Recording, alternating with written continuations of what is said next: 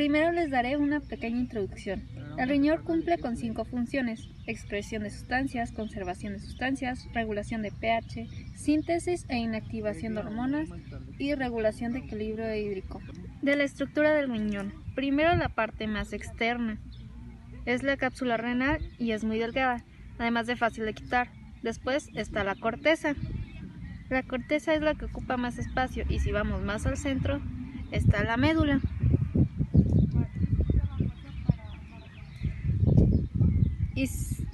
Y entre las médulas están las columnas renales. Después están el cáliz menor, estos chiquitos, el cáliz mayor y la pelvis renal, que transporta la orina hacia el uréter. En el riñón tenemos la vena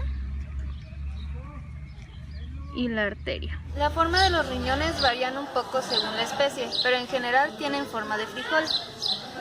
En el perro es como de haba, los cerdos se ven un poco aplanados, los gatos se ven un poco más redondeados. En los caballos el riñón izquierdo tiene forma de frijol y el derecho tiene forma de corazón. En bovinos y aves los riñones son lobulados. Fisiología renal. Está conformada por la nefrona. La nefrona es la unidad anatómica y fisiológica de los riñones. El tamaño de los riñones y el número de nefronas es más o menos proporcional. La nefrona empieza con el glomérulo, que filtra la sangre que llega por la arteriola aferente y sale por la arteriola eferente. El glomérulo está compuesto por la cápsula de Bowman y el ovillo de capilares. Después sigue el túbulo contoneado proximal. Luego el asa Denle, que tiene una parte descendente y la otra ascendente.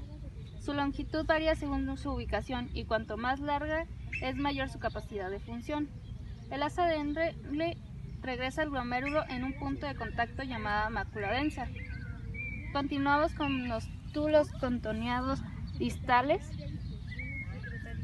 y que hacen el proceso de excreción, y al final los tubos que desembocan en los túbulos colectores.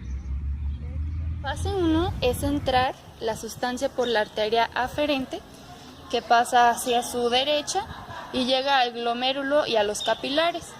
Después de los glomérulos y los capilares, se suspende a la cápsula de Bowman, que es donde llega la primera fase, que es la filtración. Después, conforme va bajando, pasa a la fase 2, que es la reabsorción, después la secreción y después la excreción, y ahí es cuando se desecha. Pero la arteria deferente viaja para acá y así son los capilares de perturbar, y después baja a la vena renal y así también hay otra forma de expulsarla. Ahora vamos a hablar de la formación de la orina. El primer paso en la compleja serie de procesos que realiza el riñón es la filtración de la sangre, como habíamos dicho, que entra por la arteriola aferente y sale por la arteriola eferente. Este proceso se realiza en el glomérulo, que es una red de capilares que tiene una estructura específica diseñada para retener componentes celulares y proteínas de medio y alto paso molecular, y excreta un líquido con una composición de electrolitos y casi agua idéntica al plasma. Este líquido filtrado en el glomérulo se llama la filtración de glomerular. Es el segundo paso para la formación de orina. Todo comienza en el túbulo contorneado proximal, donde se reabsorbe lo que es agua, sodio y bicarbonato. De ahí pasamos a la asa de Henle en la parte descendente fina, donde lo que más se reabsorbe ahí es el agua. El agua, igual, agua. Pasamos a la parte gruesa y ahí se reabsorbe mucho lo que es cloro, potasio y sodio. Para el colector medular, que sería esta parte de aquí, se reabsorbe el magnesio y agua, donde se hace un 50% de filtración de orina. O sea, ya es como cuando se va creando, y al final la urea. Es lo que se presenta en la reabsorción. Índice de aclaramiento plasmático. Es el aclaramiento o depuración renal de un parámetro mediante el cual es posible evaluar algunos aspectos de la función que es renal.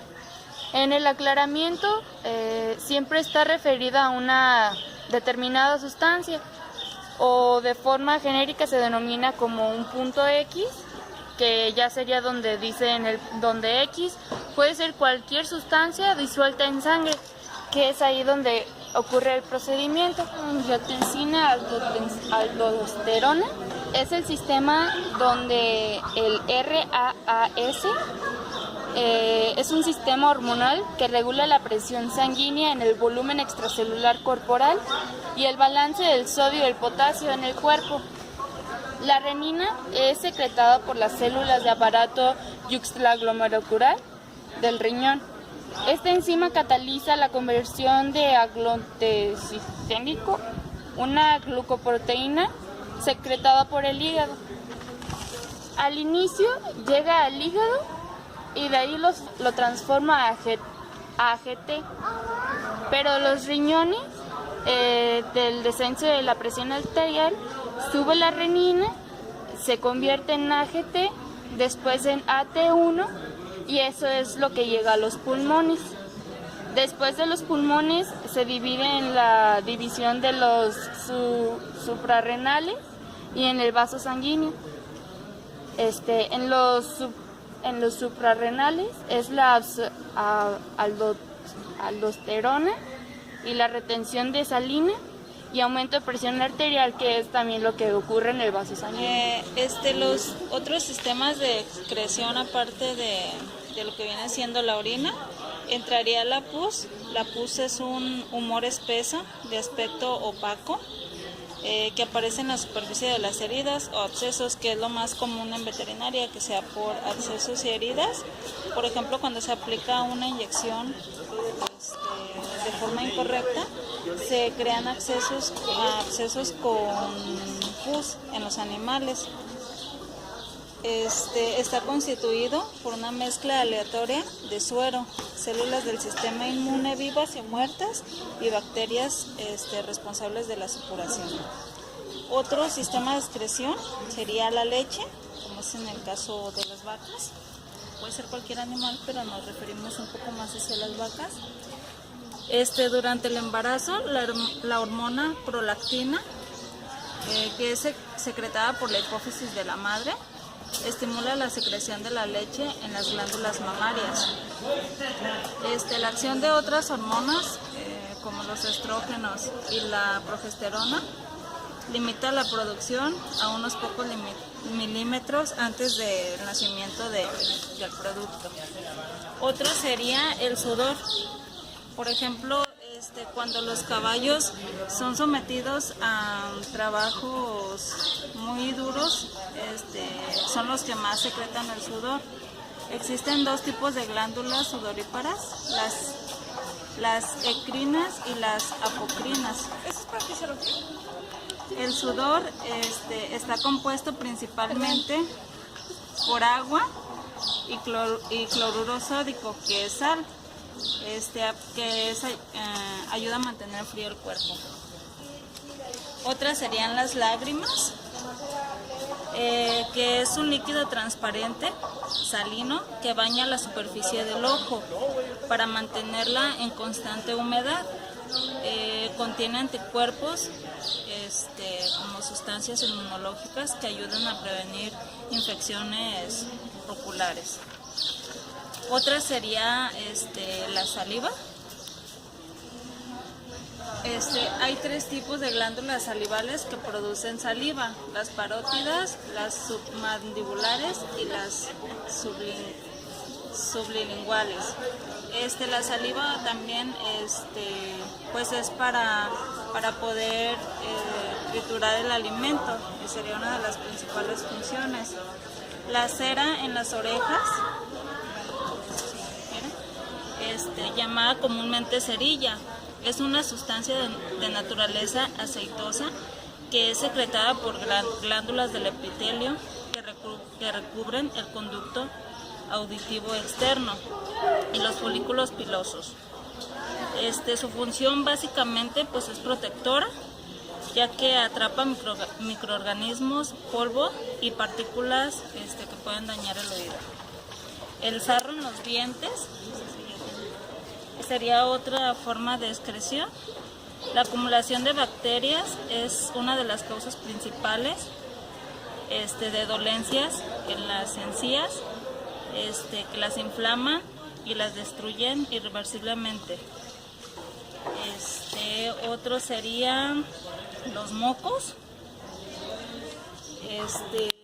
Todas las vías respiratorias de las fosas nasales a los bronquios se mantienen húmedas por una capa de moco que reviste completamente su superficie. Este líquido pegajoso se regenera en parte por las denominadas células caliciformes, que están situadas en el revestimiento epitelial, y en parte por las pequeñas glándulas submucosas. Y otro, por último, sería el excremento. Los excrementos están formados por 3/4 partes del agua y 1/4 parte por materia sólida. Esta a su vez contiene una gran variedad de elementos.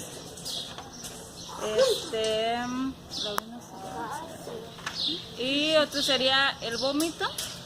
Esto sería una expulsión violenta del contenido del estómago a través de la boca, a eso se le denomina vómito. Se trata de una de las formas más llamativas por las que el organismo elimina las sustancias que considera tóxicas o nocivas, así como el alimento en mal estado. Llamada comúnmente cerilla. Es una sustancia de naturaleza aceitosa que es secretada por glándulas del epitelio que recubren el conducto auditivo externo y los folículos pilosos. Su función básicamente pues es protectora, ya que atrapa microorganismos, polvo y partículas que pueden dañar el oído. El sarro en los dientes sería otra forma de excreción. La acumulación de bacterias es una de las causas principales de dolencias en las encías, que las inflaman y las destruyen irreversiblemente. Otro serían los mocos. Todas las vías respiratorias de las fosas nasales a los bronquios se mantienen húmedas por una capa de moco que reviste completamente su superficie. Este líquido pegajoso se regenera en parte por las denominadas células caliciformes, que están situadas en el revestimiento epitelial, y en parte por las pequeñas glándulas submucosas. Y otro, por último, sería el excremento. Los excrementos están formados por 3/4 partes del agua y 1/4 parte por materia sólida. Esta a su vez contiene una gran variedad de elementos.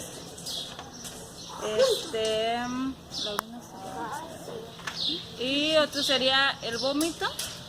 Esto sería una expulsión violenta del contenido del estómago a través de la boca, a eso se le denomina vómito.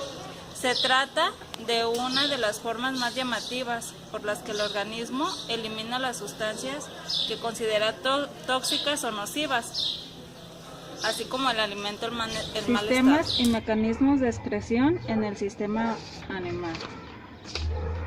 Filtración.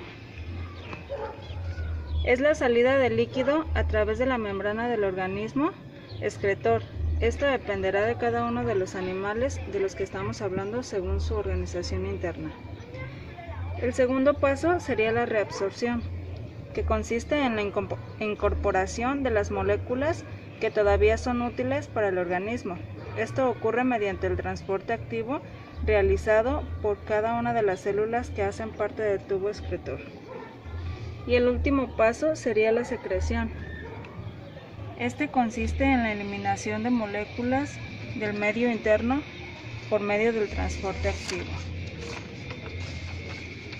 Cada uno de estos pasos ocurre específicamente en cada uno de los animales ya sea inferior o superior. La secreción tiene 3 funciones básicas. La primera sería mantener en constante líquido en el exterior celular. La segunda es regular la concentración de sustancias que componen los líquidos del organismo. Y la tercera sería excretar los desechos del organismo.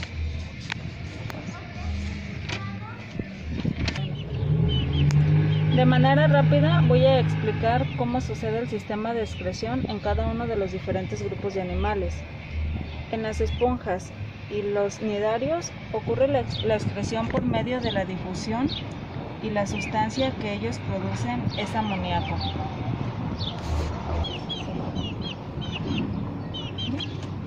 Como podemos observar en las imágenes, estos organismos son muy inferiores. Ellos no tienen una estructura organizada por sistemas como los que tienen los animales superiores. Entonces, simplemente hay algunas estructuras organizadas que permiten el intercambio de gases y el intercambio de sustancias en ese organismo. El siguiente grupo de animales son los platelmintos, neumátodos, equinodermos. Este proceso también ocurre por difusión y también expulsan amoníaco. Aquí empezamos a observar que cada uno de ese grupo de animales tiene una estructura interna un poco más compleja. Ya podemos encontrar algunos órganos que forman pequeños sistemas muy sencillos.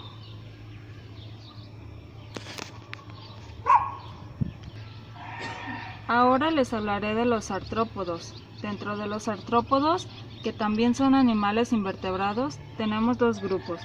Las glándulas verdes, que hacen parte de los cangrejos, se encuentran ubicadas en la base de las antenas que se unen a la vejiga. Y los tubos de Malpighi, que son unos pequeños tubitos que se unen al intestino. Estos recogen los líquidos y se extraen los desechos que salen en forma de heces.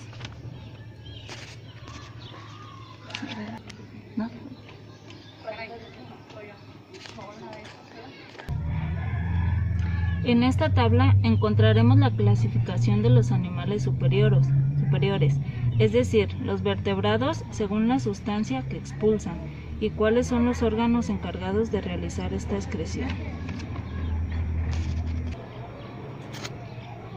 Y por último, hay que tener en cuenta que los animales se clasifican según el tipo de sustancia que eliminan.